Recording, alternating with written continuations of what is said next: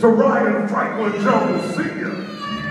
And when God gives you a message, it's not always easy to carry the message out. Sometimes in our stubbornness, we want to avoid the message. God, talk to somebody else. I don't have time. But he was obedient to God's call.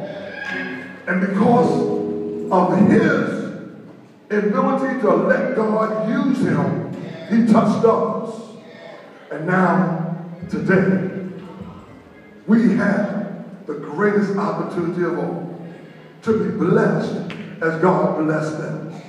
So we're going to encourage them tonight so that you can get your blessing. Don't let anybody block you from getting your blessing. If you want a blessing tonight, give this place a round of